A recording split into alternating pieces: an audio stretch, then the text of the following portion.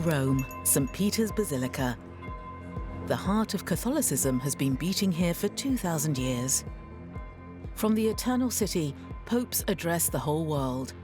Orbi e orbi, they say in Latin.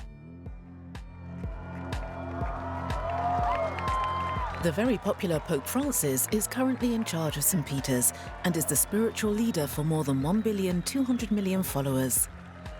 He's the first ever Latin American Pope, and his arrival led to a sudden increase in activity within the Church.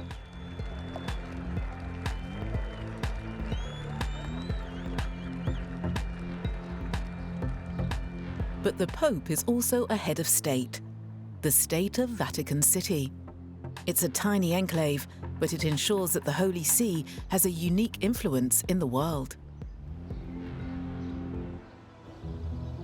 This is the Belvedere courtyard leading to the papal palaces. The third floor is home to the Vatican's diplomatic corps. Visitors are not allowed to enter. The diplomatic service is known for its extreme discretion. Another of its assets is that it has eternity on its side. How does it act in secret? For what purpose and who are its agents? From behind closed doors in this state, foreign policy emerges, which has never before been as influential as it is today.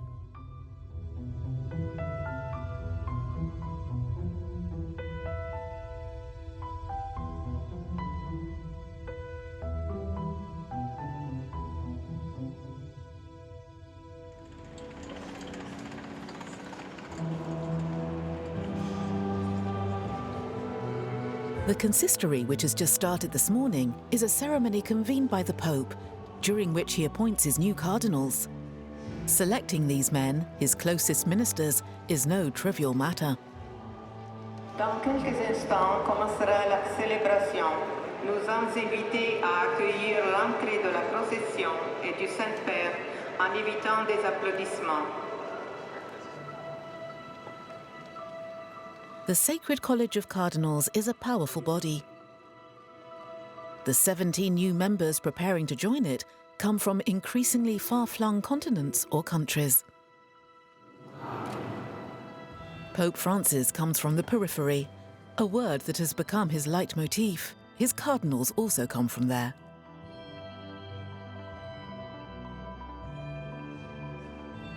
They include Monsignor Porras, Archbishop of Mérida in Venezuela, which is experiencing a very serious political and humanitarian crisis. Monsignor Tsabalenga, Archbishop of Bangui, the capital of the Central African Republic, which is still plagued by violence on ethnic and religious grounds. There's also an Italian, Monsignor Zenari. This new Prince of the Church is the Apostolic Nuncio in Syria. In other words, he's the representative of the Holy See in that country, its ambassador. This is the first time a nuncio has been promoted to cardinal. He's on the team led by Monsignor Gallagher, an archbishop from Liverpool, and the Catholic Church's current foreign affairs minister.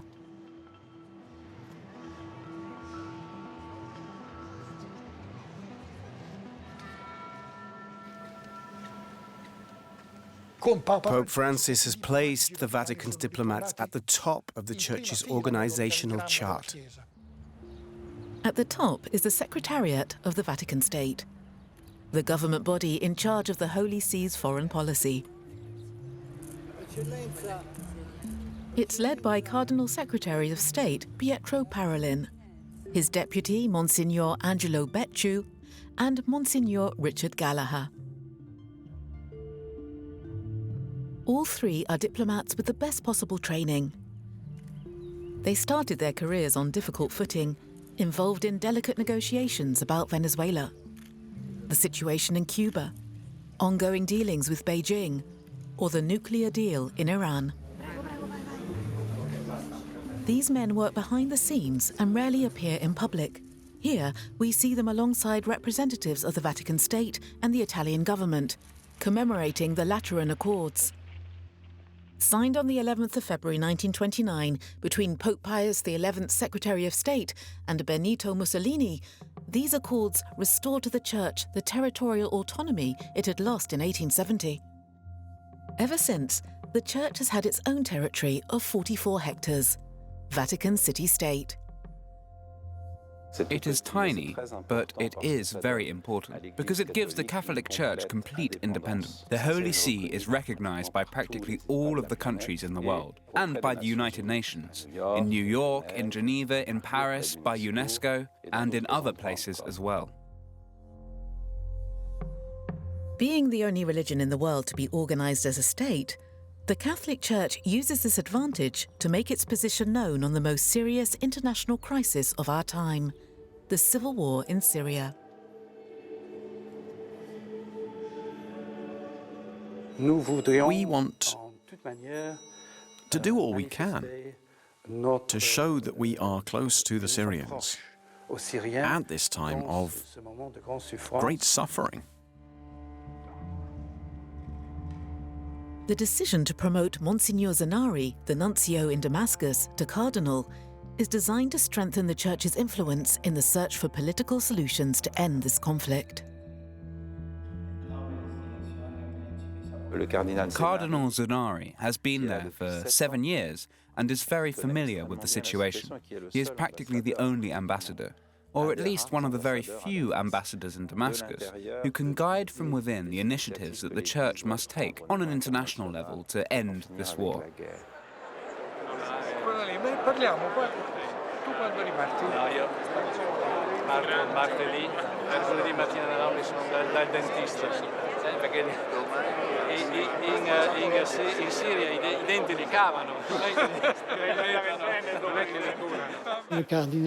Cardinal Zanari is deeply and genuinely empathetic towards the Syrian people. I remember him saying to me once, "How can I eat at the nunciature when I know that 4 kilometers away people are starving to death?"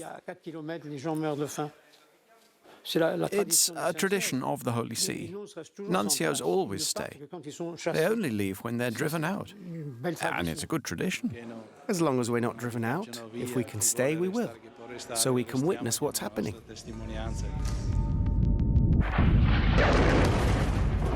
Concerning the tragedy in Syria, the action taken by the international community is thought by Rome to be far from adequate. The Pope denounces the hypocritical aims of the coalition with its military intervention over the Syrian skies. Mentre il popolo soffre, incredibili quantità di denaro vengono spese per fornire le armi ai combattenti e alcuni dei paesi fornitori di queste armi sono anche fra quelli che parlano di pace. Come si può credere a chi con la mano destra ti accarezza e con la sinistra ti colpisce? In September 2013, the Pope organized a massive prayer vigil for peace in Syria in an attempt to get the West to stop planning its airstrikes. Damascus had just resorted to using chemical weapons on its people. The Pope called for a day of fasting and prayer, saying, "Don't do it. You'll want to be seen to be coming down hard on the regime, but it will only add to the sickness and violence." So he took up this position, and it so happened that the United States backpedaled. We had to backpedal as well. And today we are forced to admit, with Russian intervention and the power struggle which has developed on the ground with the spread of jihadism, that the Holy See's position is likely to be the approach that is adopted. The solution that involves removing Bashar al-Assad by force and then negotiating peace has never been Rome's way of looking at things. At the United Nations General Assembly, the Vatican's ambassador played a different card. We intervened to encourage all the parties involved in the conflict to enter into a dialogue. without exception, despite the fact that not all of the players were of the same opinion. With peace, anything is possible, whereas with war, everything is hopeless. Supporting the government in Damascus has been a policy of Vatican diplomacy since the time of Pope John Paul II. Bashar al-Assad offered the best guarantees to Christians in Syria. That is an excellent example of what diplomacy means for the Holy See. It is important that anyone who has a hand in the situation is not ostracized, but, on the contrary, called to reason, to discuss and to negotiate. The role of another player in the Syrian conflict, Russia, also raises lots of questions. Some would consider liaising with Vladimir Putin tantamount to making a pact with the devil. I think the Holy See is very realistic and realizes that there can be no solution to a number of crises without a very clear dialogue with Russia. You can't just dismiss the Russians. First, because there are Orthodox churches, and from a religious point of view, it is in Rome's interest to keep them on board because of Russia's military involvement and because it's an ally of Iran, which plays a major role. The only trouble with this approach of always favoring negotiations and discussions is that we will inevitably be talking to people whom history will judge to be despicable. Whether it's dealing with the strongman of Damascus or his Russian ally, the protection of Christians in the East is the cornerstone of Vatican diplomacy. In Syria, just like in Iraq, these already vulnerable minorities are in danger of disappearing forever.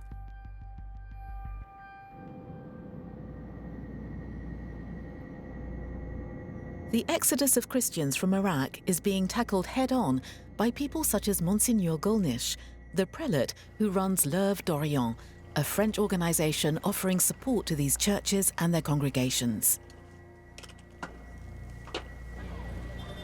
It regularly does the rounds in the refugee camps in Erbil, as well as in other areas of Iraq and Kurdistan. ISIS's conquests have had the effect of driving out Christian populations, which have been there since the dawn of time.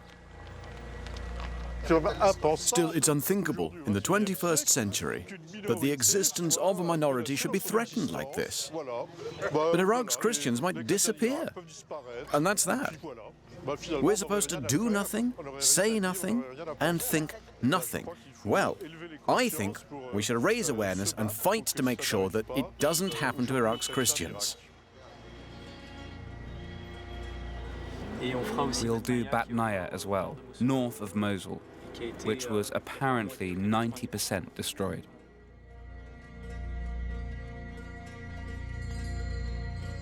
The reclaiming of Mosul and other villages in this area around Nineveh Plains has meant that a small delegation from L'Œuvre d'Orient can come and draw up an inventory of what is needed, so that humanitarian aid can be better targeted.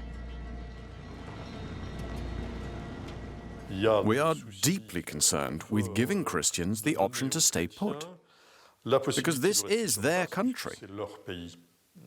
I've always considered Christians from Syria to be Syrian, Christians from Iraq to be Iraqi, and Christians from Egypt to be Egyptian. They're not expatriates from the West. The people of Karakosh were Christian, for the most part members of the Chaldean Church. They all fled on the 6th of August 2014 when ISIS seized the town. Karakosh is now in ruins. The symbols and places of Christian worship were all ransacked by the enemy. But today, for the first time in 3 years, the bells are ringing in Karakosh again.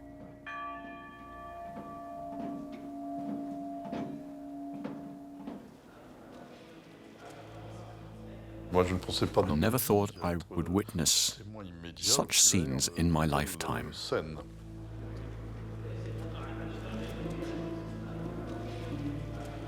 ISIS exerts such violence, rage even, over anything that's not Muslim.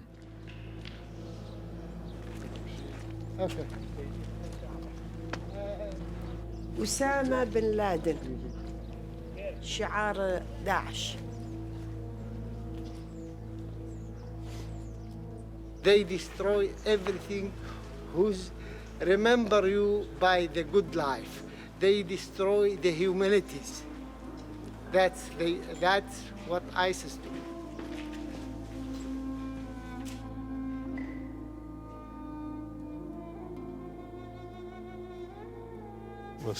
Sister, it's hard for you to see this. Thank you. Yes, I'm used to it. Here in Karakosh, before we fled, there were 37 sisters. We left together at 11:30 at night, and we arrived in Ankara at 10 in the morning. It was an incredible sight. There were people everywhere.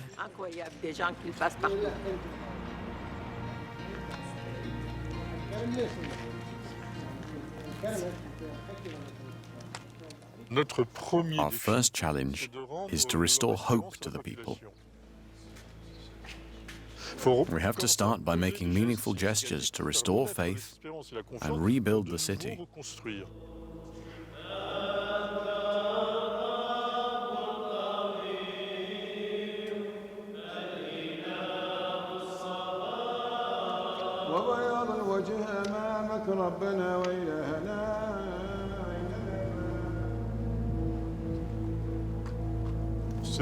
It's not completely secure here.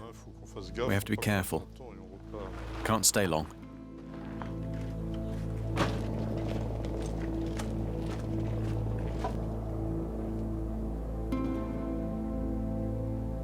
The Holy See needs to be made aware of the situation. Associations like ours help to raise awareness of what's needed. But for these people to want to come back, they need to see that something is being done. From the material needs of returning Christians to the political battle that will accompany their return, the Church has its work cut out. That's what we hear from Cardinal Parolin, the Vatican's second-in-command, who never usually speaks to the media. Abbiamo parlato anche di questo, del tema delle minoranze, il riconoscimento del loro carattere di cittadini che aiuterebbe a superare ogni discriminazione e inserirli pienamente nella vita dei rispettivi paesi. Grazie.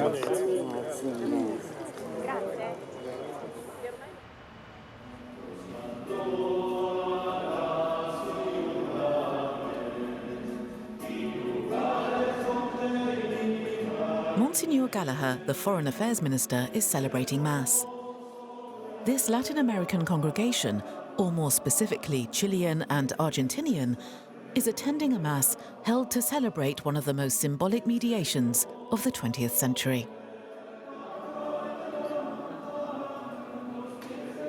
The territorial dispute between Chile and Argentina over the Beagle Canal was threatening to end in war. At the end of 1978, that outcome seemed inevitable. There was real tension.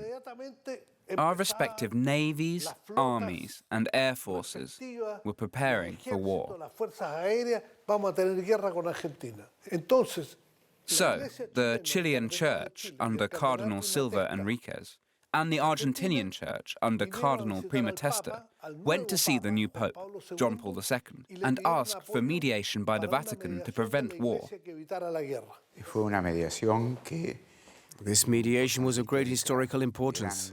The Vatican's diplomatic service intervened at the right moment, thanks to the intelligence and deftness of Cardinal Samore.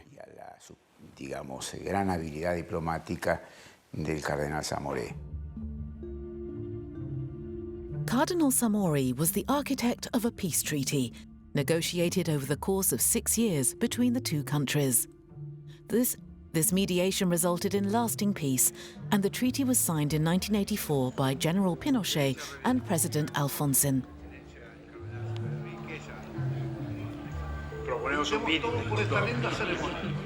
Whatever the era, wherever the place, mediation by the Vatican requires certain conditions to be met if it's to be successful. We have to receive a request. We never suggest mediation. The request must come from the two warring parties. Otherwise, it's pointless. To guarantee our impartiality, we must stay out of the conflict. And that's what's important.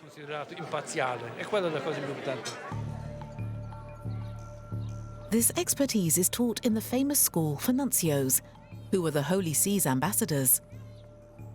The course on diplomacy is reserved for the most brilliant seminarians, and they are hand-picked for it. Secrecy and total discretion are an essential component of the training given at this prestigious university. Contact with recruits is impossible. Former nuncio and then Foreign Affairs Minister Cardinal Toran attended the course. This great French diplomat is now responsible for interfaith dialogue.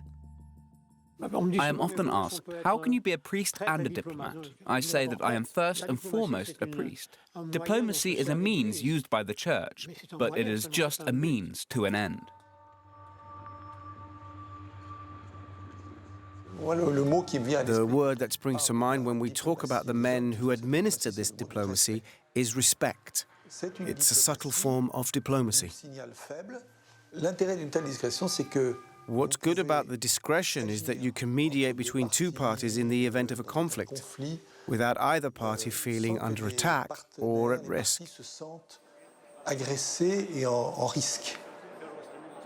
If there's one power that is practiced in the art of secrecy, it is the Holy See. A discreet emissary, even if he is wearing a clerical collar on the plane, can be far more successful at bringing people together than a large delegation with a media circus in tow.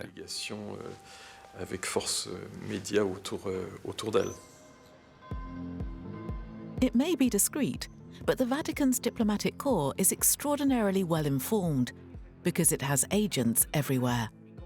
This two-day conference on the theme of development, attended by contributors from all over the world, shows how varied the sources feeding into the Catholic Church's position on the international scene are. This is something maybe only the Roman Catholic Church can do, because we are so large, we are worldwide, we have priests, deacons, bishops, priests, and sisters and lay people all over the world, and it gives a witness to what the Church is supposed to be. That is why it is often said that the Holy See is extraordinarily well informed about local situations. In the back of beyond, somewhere in Africa, you will always find a missionary who is best placed to tell you what is going on there. For example, this director of a small hospital in Bokenbeli in Central Africa has witnessed large-scale massacres in his parish. My Christian faith meant that I could not leave corpses to rot in the street without doing something about it. So we gathered up the corpses and buried them ourselves. These experiences are incredibly numerous, and I think that they help to shape the Church's thinking. The Vatican's foreign policy is not something that is dreamt up by a handful of cardinals here at the Holy See. No, the Church's experience on the ground is filtered back, and it helps to inform the thinking. It's here in San Callisto Palace, situated in Trastevere in Rome, that all the data is collected. Pope Francis's reform of the Roman Curia has transformed this office, one of the best informed in the world. It's been renamed the Dicastery for Promoting Integral Human Development. The Americans see it as the equivalent of their information bureau, USAID, as revealed by WikiLeaks. There are countless American diplomatic cables outlining the activities of the Holy See. This large-scale surveillance operation by the United States is understandable. Rome's approach to certain sensitive cases often threatens the interests of Washington, especially in an office such as this one. The dicastery of the Roman Curia puts the Church in touch with current problems in society. These range from human rights to the issue of disarmament, and from developing poor countries to the economy of rich countries. Making the views of the Holy See known at United Nations General Assembly meetings constitutes the main diplomatic activity of this office. For example, we managed to ratify a United Nations Convention on cluster bombs.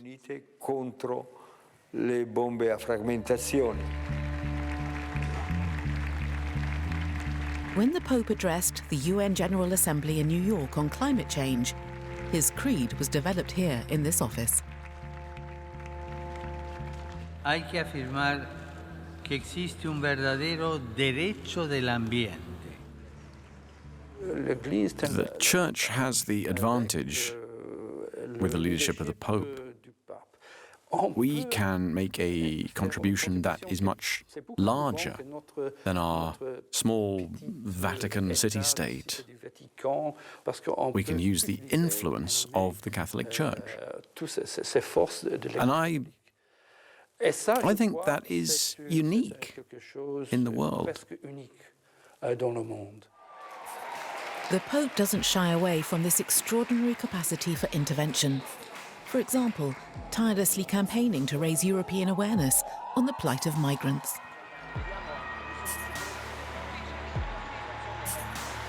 This official cortege along the Via della Conciliazione is driving the European heads of state who accepted the Pope's invitation to celebrate 60 years of the Treaty of Rome with him.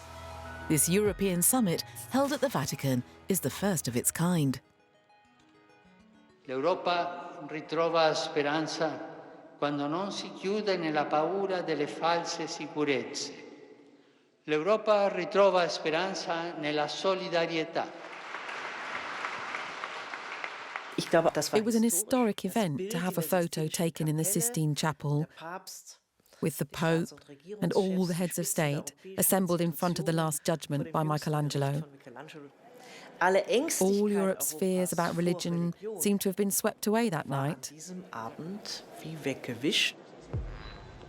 But behind this facade of communion, the Pope doesn't always look so tenderly on Europe. Far from it. That is clearly expressed in the way in which he schedules his trips on this continent, starting in Lampedusa on the fringes of Europe in the far south, and continuing on to Lesbos and then Albania.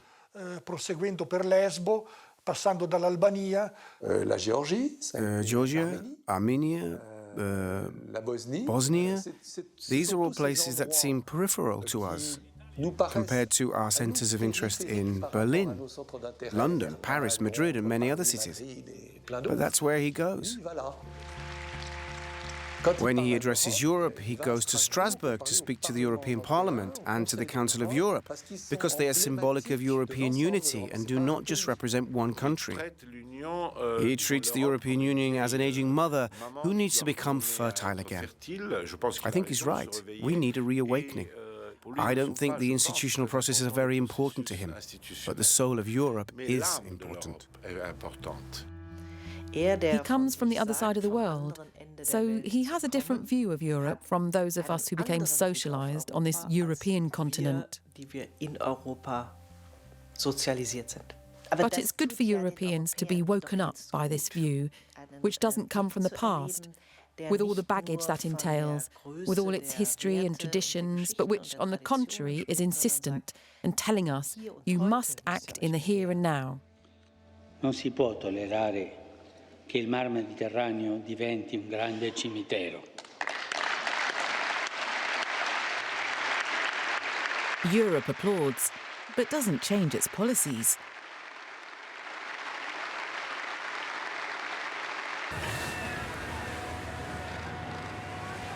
As early as July 2013, in Lampedusa, the newly elected Supreme Pontiff tried to get the public to see what they didn't want to see.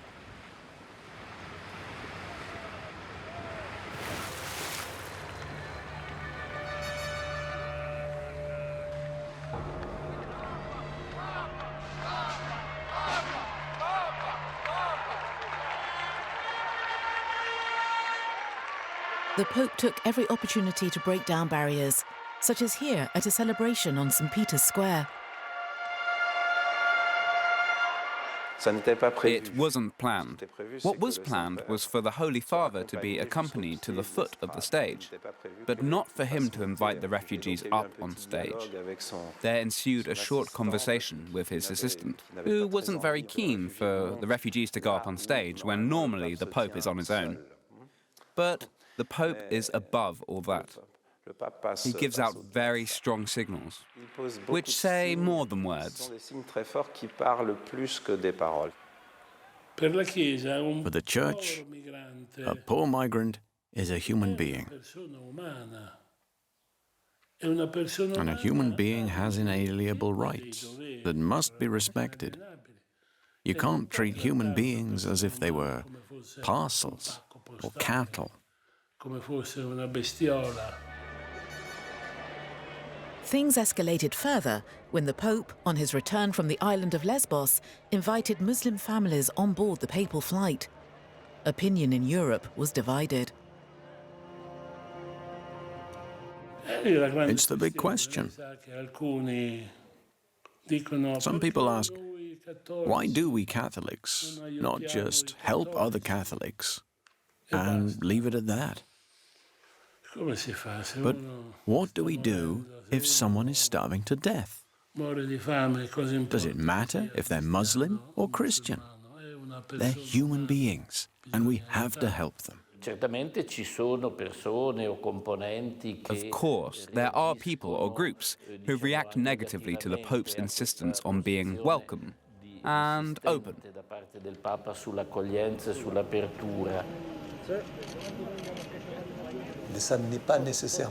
It is not necessarily an easy rhetoric for countries which have a population, borders, and a sovereignty to defend, to hear. At the heart of this controversy lie unspoken views on Islam, its competition with Christianity, and thus the risk of a loss of identity for the European continent. We are coming up against other powerful religions or cultures, starting with Islam, which are increasingly becoming established in Europe. It seems to me that that will soon lead us to a situation of fragmentation and confusion. And unfortunately, the Church is helping to speed up that process.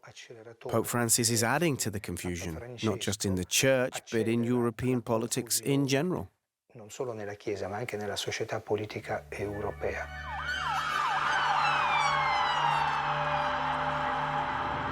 Immigration is an ever more burning question in the context of the terrorist attacks which have swept through Europe since 2015.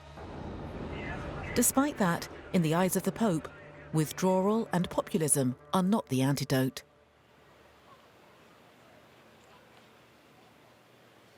Vergogna per tutte le immagini di devastazioni, vergogna per il sangue innocente che quotidianamente viene versato di donne, di bambini, di immigrati e di persone perseguitate per il colore della loro pelle e per la loro fede in te. This was the Pope's somber discourse at the ceremony for the Stations of the Cross held at the Colosseum for the Easter Vigil. ISIS had just bombed 2 Coptic churches in Cairo and Alexandria, killing 44 members of the congregation. Easter celebrations were plunged into mourning by what Pope Francis called a piecemeal World War III. Obviously, as religious leaders, we have a huge responsibility, especially in the Islamic world, to condemn this violence carried out in God's name, in the name of religion. The issue of the relationship between different religions is of crucial importance in this context. Our relationship with Islam is obviously a priority in the context of interfaith relations. Initiated by Pope John Paul II, the dialogue between Muslims and Christians suffered a setback with the speech made by Pope Benedict XVI in Regensburg in 2006. The German Pope upheld the theory of violence being inherent in Islam on account of jihad. People went crazy in the Muslim Arab world. It is very easy to shut the door and very difficult to open it again. The choice is simple. It's either dialogue or war. So it really is an easy decision.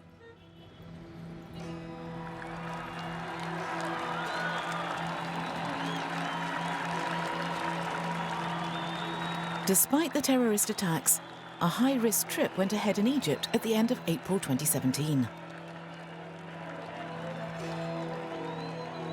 The Pope went to support the clergy and their Coptic Christian followers, who were the main target of terrorism. But the real aim of the trip was a visit to Al-Azhar University in Cairo, an institution recognized by all Sunnis well beyond the Egyptian borders. The Pope's address in this place conveyed a clear message. Religions are about making peace, not war. In the past, the dialogue was based on the theological differences, which is a way of never finding any common ground. The credit goes to Bergoglio for working in a different way and going with a different programme. His programme is an attempt to achieve peace. That is the central theme, and he does it without insisting on theological debates, on holy scriptures and on the differences between religions, which are obstacles to dialogue. The embrace between the Pope and the rector of Al-Azhar, Sheikh Ahmed Al-Tayeb, will remain etched on people's memories. It erased centuries of theological differences. He is a generator of dialogue. He doesn't sit down at the table, he sets the table. He paves the way, points people in the right direction, and then lets the players decide how to go about it. That's the great virtue of this pontificate.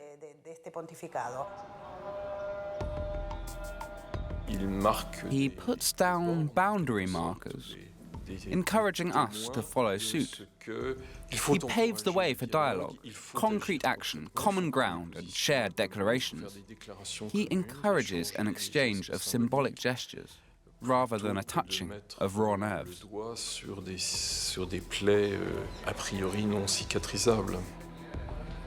This interfaith dialogue is an essential corollary of papal diplomacy.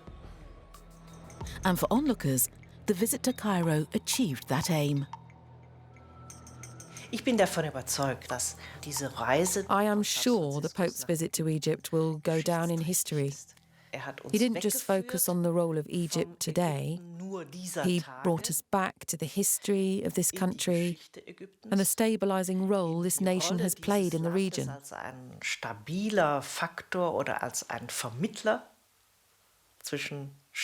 And he did so by saying that religions should not be seen as part of the problem, but on the contrary, as part of the solution.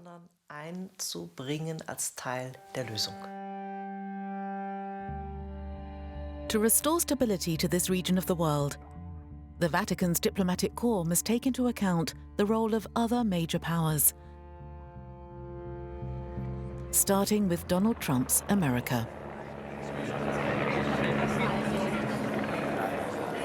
Accredited journalists meet at the Vatican at 6:30 a.m.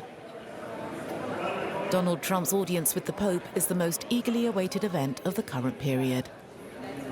This is the Super Bowl, okay? This is the World Series. This is the NBA championship. This is a Justin Bieber concert in Madison Square Garden. This is as big as it gets. This audience was not granted immediately. It has to be said that the first exchanges between the Pope and Trump, back when he was a candidate for the White House, was somewhat scathing. Una persona che pensa soltanto in fare muri, sia dove sia, e non fare ponti, non è cristiano. Donald Trump is a very nice person, and I am a very nice person. And I'm a very good Christian. The perception that Trump and Pope represent sort of polar opposite visions for the future of the world is something that I think is captivating. And it's going to be fascinating to see if these two wildly different men can find some kind of common ground.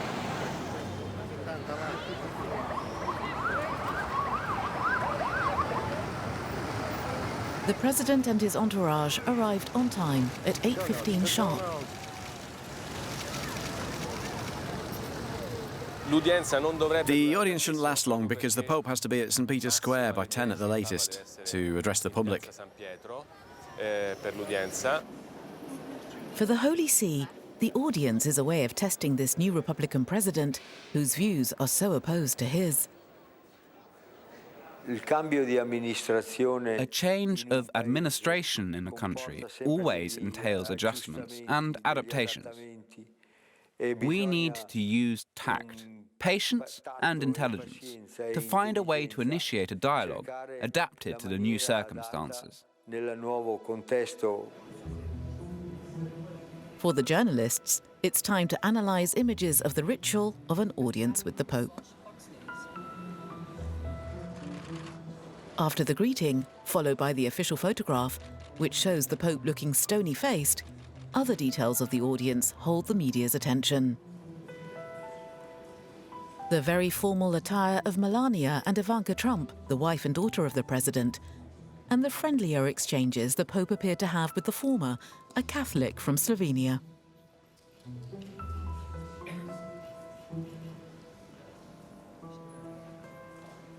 I'd say that the foundation stone's been laid. As for what was said behind closed doors, only they know that.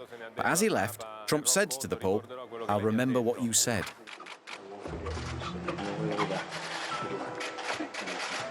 I'll remember what you said. What did Donald Trump mean by that promise?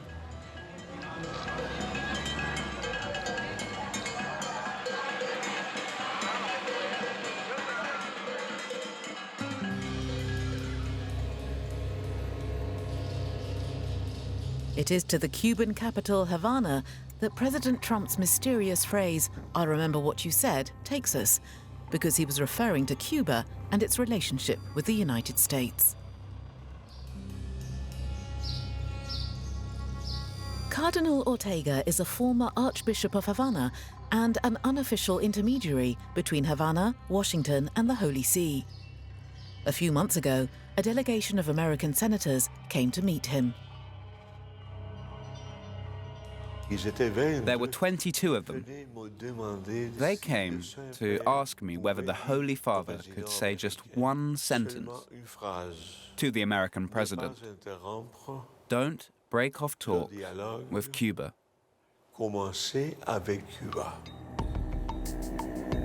Pope Francis and Cardinal Ortega had been instrumental in the talks aiming to effect a reconciliation between Cuba and the United States.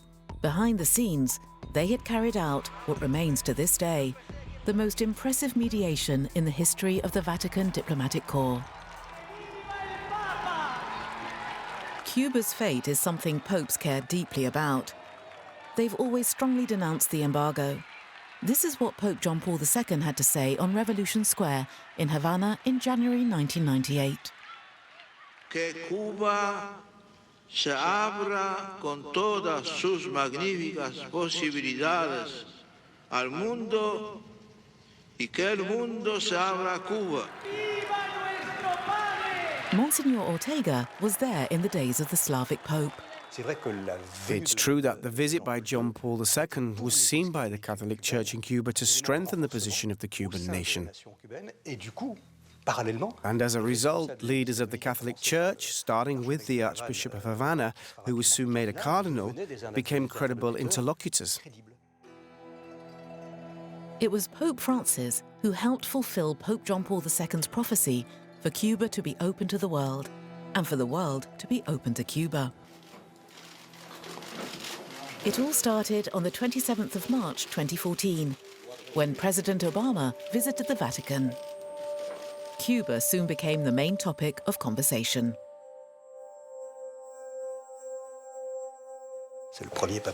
He is the first Latin American Pope, so he was speaking as a Latin American, and not just as the Pope.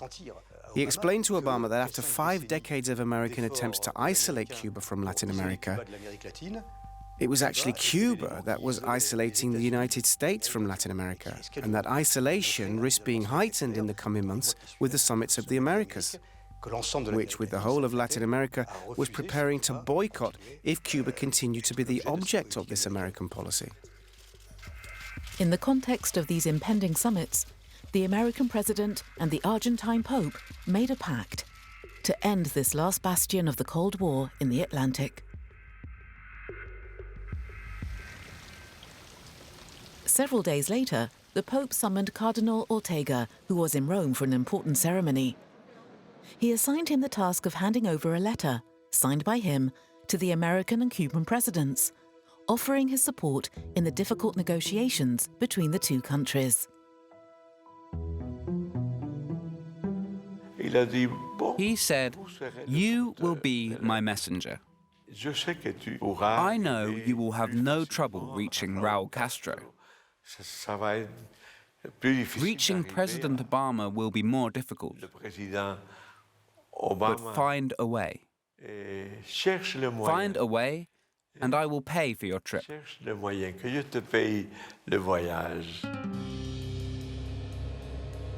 The cardinal soon arranged a meeting with Raul Castro and handed over the letter addressed to him. After that meeting, he had to move on to the next stage. But arranging a meeting with Barack Obama proved to be far more difficult. Two American cardinals, Cardinal O'Malley and Cardinal McCarrick, provided him with an alibi: a conference at the Jesuit University of Georgetown in Washington, D.C. The emissary travelled there by way of Panama. We arrived discreetly at the White House. The president was just back from his holiday. It was 17th of August, so there was no work going on at the White House.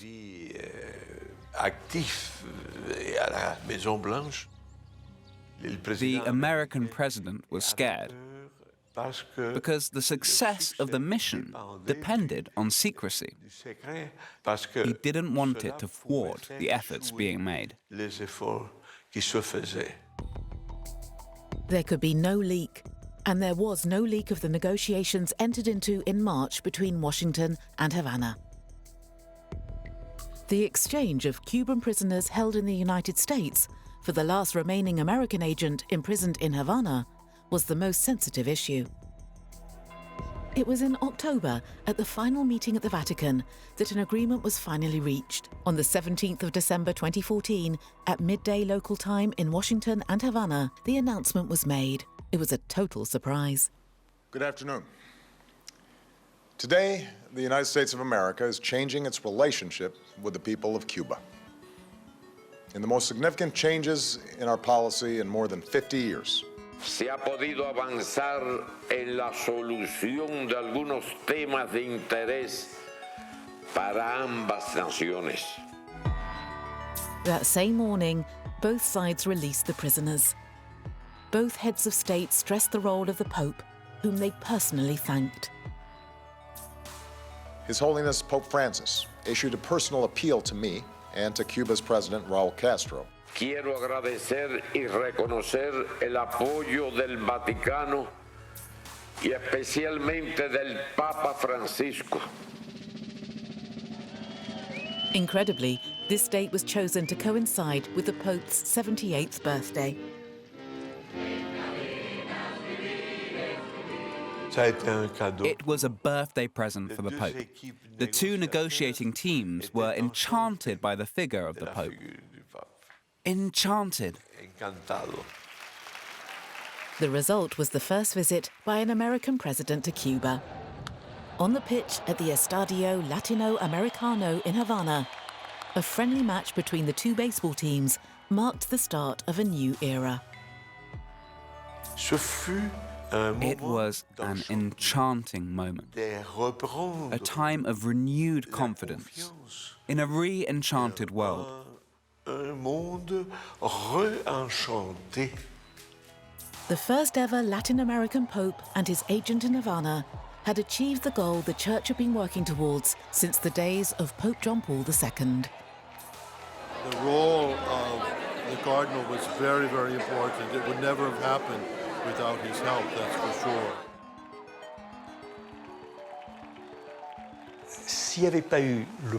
Without the influence of Pope Francis and Cardinal Ortega, I'm not sure it would have happened. There was very little confidence in Cuban-American relations for reasons that are decades old. multidécennale. The extraordinary success of Rome's diplomatic mission contains guarantees for the future. It has strengthened the position of the Church with its one-party system. The Holy See expects dividends in terms of the way Catholics are treated in situ. I think it has given the Church new room for manoeuvre, and the government has proven willing to help with the reconstruction of certain churches and things like that. Il successo diplomatico di Cuba. Bravo! Dobbiamo pregare ancora, eh?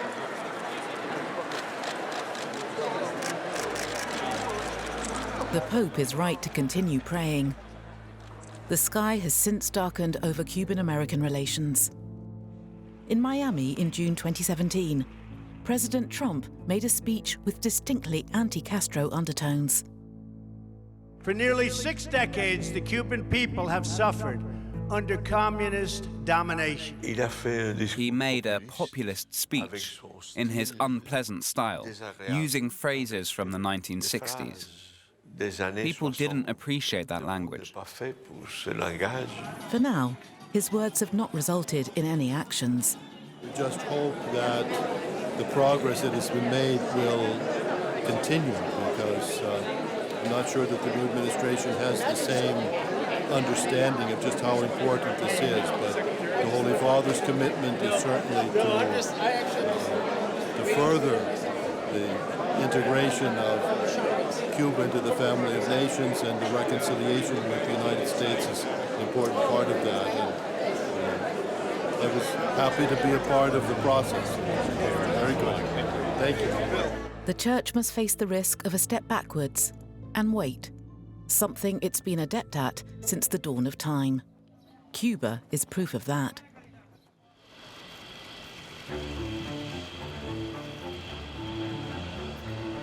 Meanwhile, Pope Francis is pursuing his mission to bring peace to the world. The Cuban capital has become a new centre for peace, like another Geneva. It was the place chosen for the signing of a declaration of unity with Kirill, Patriarch of the Orthodox Church in Moscow, a major ecumenical and diplomatic act.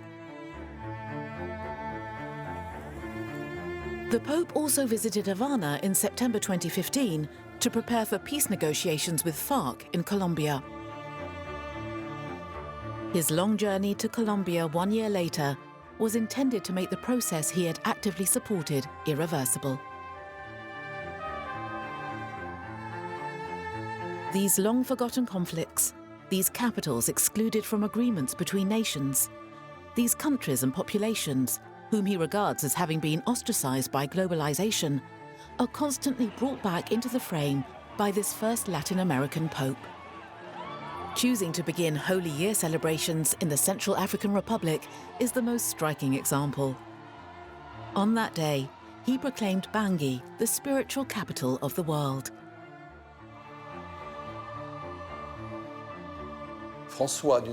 In a way, Pope Francis, with his diplomacy, his actions taken according to the gospel and to the logic of the Church, is just as important to non-believers and non-Catholics because he represents a changing world. The world as it will be in 20 or 50 years' time. He wants the Church to adapt, and in our daily lives in France and throughout Europe, we must adapt to this changing world as well. The periphery has been placed back at the centre, and the centre at the periphery. The space has changed, and so has the time frame. For Pope Francis is a man in a hurry.